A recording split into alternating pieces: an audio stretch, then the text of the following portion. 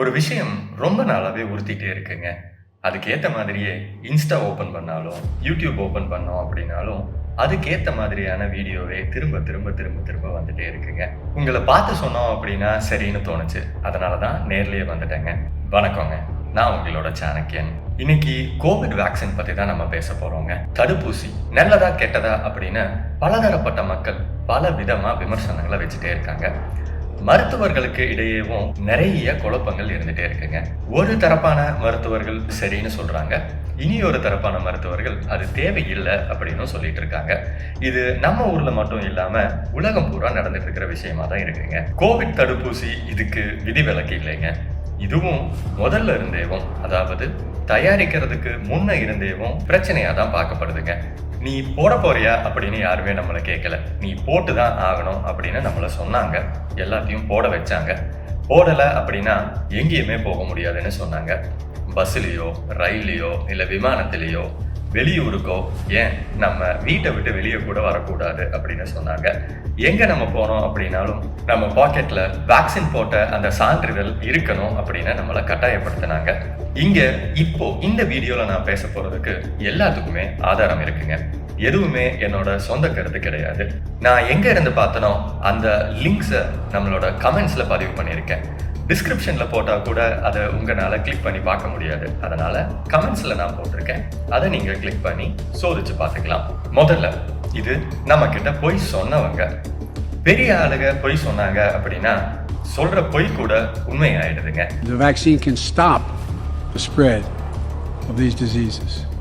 You're okay. You're not going to get COVID if you have these vaccinations. These vaccines are highly effective. Vaccinated people do not carry the virus, don't get sick. They're really good against variants. Everyone who takes the vaccine is not just protecting themselves, but reducing their transmission to other people and allowing society to get back to normal. Now we know that the vaccines work well enough that the virus stops with every vaccinated person. Get your first shot, and when you're due for your second, get your second shot. Our key goal is to stop the transmission, to get the immunity levels up so that you get almost no infection going on whatsoever. A vaccinated person gets exposed to the virus does not infect them. The virus cannot then use that person to go anywhere else. When people are vaccinated, they can feel safe that they are not going to get infected. If you're vaccinated, you're not going to be hospitalized, you're not going to be in an ICU unit, and you're not going to die. It cannot use a vaccinated person as a host to go get more people. If you are fully vaccinated, you no longer need to wear a mask. இது உலக தலைவர்கள் சொன்னது. நம்ம ஊர்லயும் நம்மளோட தலைவர்களும் இதையே தான் சொன்னாங்க. இவர் ஜாப்பனீஸ் ப்ரொஃபஸர் டாக்டர் மசாயாசு இனேயு. ஒசாகா யூனிவர்சிட்டியில் மெடிசினல் ஸ்கூலில் மாலிகுலர் பேத்தாலஜி அண்ட் மெடிசினல் டிபார்ட்மெண்ட்டில் இருக்கார். இவர் என்ன சொல்கிறாரு அப்படின்னா, WHO உலக சுகாதார அமைப்பு நம்மளை ஏமாத்திடுச்சுன்னு சொல்கிறாரு. ஒரு வேக்சின் கண்டுபிடிக்கிறதுக்கு குறைஞ்சது 10 to 12 வருஷம் தேவைப்படுது. நம்ம லேப்ல இருந்து ஆரம்பித்தோம் அப்படின்னா பாக்டீரியாவில், எலிகளில் அப்படியே ஒரு படியா முன்னேறி கடைசியில தான் மனுஷங்க கிட்ட வருவாங்க. அப்படி கண்டுபிடிக்க வேண்டிய வேக்சினை ஒரே வருஷத்துல கண்டுபிடிக்கணும் அப்படின்னு முடிவு பண்ணின WHO இந்த ஜீன் தெரப்பி அப்படிங்கிற டிஎன்ஏவை வச்சு செய்யற தொழில்நுட்பத்தினால வேக்சின் கண்டுபிடிக்கணும் அப்படிங்கிற பேர்ல நம்மளை நிறைய ஏமாத்தி இருக்காங்க அப்படின்னு சொல்றாரு. இவங்களோட புதிய தொழில்நுட்பம் வேலை செய்யுதா அப்படின்னு பாக்குறதுக்காக ஆபரேஷன் வார்ப் ஸ்பீட் அப்படிங்கிறது ஒன்றை உருவாக்குனாங்க. அந்த வேக்சினை நம்ம உலகத்துல இருக்கிற எல்லாத்து மேலையும் பரிசோதனை பண்ணி பார்த்துட்டாங்க அப்படின்னு சொல்றாருங்க. டாக்டர் வில்லியம் மேக்கஸ், இவரும் பல மருத்துவர்களும் இவர் கூட உட்கார்ந்துருக்காங்க. ஒரு பெரிய கான்ஃபரன்ஸ் ஹால்ல இதை சொல்றாரு. கோவிட் வேக்சின் போட்டதுக்கு முன்னாடியும் கோவிட் வேக்சின் போட்டதுக்கு அப்புறமும் செய்யப்பட்ட பிரேத பரிசோதனைகளை பத்தி ஒரு ஜேர்னல்ல பேப்பர் பப்ளிஷ் பண்ணியிருக்காரு. லான்செட் அப்படிங்கிறது நோபல் பரிசு வாங்குறவங்க எல்லாரும் அதுல பேப்பர் போட்டிருப்பாங்க அப்படின்னு சொல்லலாம். இந்த பத்திரிகை அப்படிங்கிறது நம்ம என்ன கண்டுபிடிச்சிருக்கோம், நம்ம ஆராய்ச்சியோட முடிவுகளை நம்ம உலகத்துக்கே சொல்லணும் அப்படின்னா இந்த மாதிரியான ஜேர்னல்ஸ்ல பப்ளிஷ் பண்ணுவாங்க. இவங்களோட ஆராய்ச்சியை வெளியிட்ட 24 மணி நேரத்துல இவங்களோட பேப்பரை திரும்ப பெற வச்சுட்டாங்களாமாங்க. அமெரிக்கால இருக்கிற பிரபல மருத்துவ நிறுவனங்களும் பெரிய பெரிய ஆளுகளும் சேர்ந்து அந்த பேப்பரை முடக்கிட்டாங்க அப்படின்னு சொல்றாங்க. கோவிட் வேக்சின் வந்ததுக்கு முன்னாடி இருக்கிறதுக்கும் பின்னாடி இருக்கிறதுக்கும் பார்த்தோம் அப்படின்னா பல மடங்கு இறப்பு அதிகமாயிருக்கு அப்படின்னு சொல்றாங்க.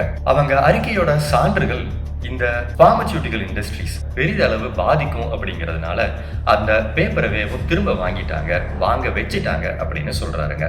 இவரு பீட்டர் மெக்கலம் 20 வருஷத்துக்கு மேல இருதய மருத்துவரா இருக்காருங்க. இவரும் பார்த்தோம் அப்படின்னா கோவிட் வேக்சினுக்கு முன்னாடி இருந்த இருதய நோயாளிகளை விட கோவிட் வேக்சின் போட்டதுக்கு அப்புறமா இருதய நோயாளிகளோட எண்ணிக்கை பல மடங்கு உயர்ந்திருக்கு அப்படின்னு சொல்றாரு. இது எதனால அப்படின்னு பார்த்தோம்னா கோவிட் வைரஸ்ல இருக்க ஸ்பைக் புரோட்டீனால தான் அப்படின்னு US செனேட்ல பெரிய சண்டையே போட்டிருக்காரு. இந்த வேக்சின்னால 74% இருதய நோயாளிகள் அதிகமாயிருக்காங்க அப்படின்னு சொல்லியிருக்காரு. FP போலாக் அப்படிங்கிறவரு ஃபைசர் கொடுத்த அந்த வேக்சின் பத்தி பேசியிருக்காரு. இந்த ஃபைசர் வேக்சின் அப்படிங்கிறது தான் முதல்ல வெளியே வந்த வேக்சின். நம்ம ஊர்ல கிடைச்ச கோவிஷீல்டு கோவேக்ஸ்க்கு முன்னாடியேவும் இந்த ஃபைசர் வேக்சின் தான் வெளியே வந்துச்சு. இந்த ஃபைசர் வேக்சின் முன்னாடி வந்தங்காட்டிக்கும் நம்ம ஊர்லயேவும் பிரைவேட் ஹாஸ்பிட்டல்ஸ்ல நிறைய பேர் போய் அதை காசு கொடுத்து போட்டுக்கிட்டாங்க. இந்த ஃபைசர் வேக்சின் 95% பேருக்கு இந்த கோவிடை சரி பண்ணுது அப்படின்னு சொன்னாங்க. சரிதாங்க, 10 பேர்ல 9 பேருக்கு சரி பண்ணுச்சு, ஒருத்தருக்கு மட்டும்தான் சரி பண்ணல அப்படிங்கிறதுனால நம்ம 90% சரி பண்ணுது அப்படின்னு சொல்லிடலாம்.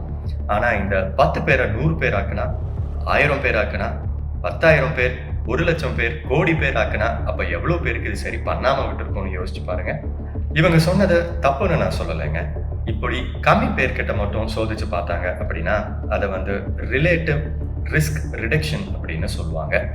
இதுவே நிறைய பேர்கிட்ட பண்ணி பார்த்தாங்க அப்படின்னா அதை அப்சல்யூட் ரிஸ்க் ரிடக்ஷன் அப்படின்னு சொல்லுவாங்க. நம்ம இந்த மாதிரியான வேக்சின்களை பல பேருக்கு நம்ம கொடுக்கணும் அப்படின்னா அப்சல்யூட் ரிஸ்க் ரிடக்ஷன் நம்ம பண்ணினா மட்டும்தான் எல்லாருக்கும் நம்ம சப்ளை பண்ண முடியும், பரிந்துரைக்கவும் முடியுங்க. ஆனா ஃபைசர் அப்சல்யூட் ரிஸ்க் ரிடக்ஷன் பண்ணலைங்க. அப்படி இவங்க பண்ணின ரிலேட்டிவ் ரிஸ்க் ரிடக்ஷனை அப்சல்யூட் ரிஸ்க் ரிடக்ஷனை நம்ம மாத்தி பார்த்தோம் அப்படின்னா இவங்களோட வேக்சின் 0.04% மட்டும்தான் உபயோகமா இருந்துச்சு அப்படின்னு சொல்லலாங்க. இப்படி 0.04% மட்டுமே உபயோகமா இருக்கிறத உலகம் பூரா அவங்க காசுக்கு வாங்க வச்சாங்க. இப்படி இருக்கிறது யாருக்கு லாபமா இருந்துச்சு? நமக்கு லாபமா இருந்துச்சா இல்ல அந்த ஃபைசர் கம்பெனிக்கு லாபமா இருந்துச்சுங்களா?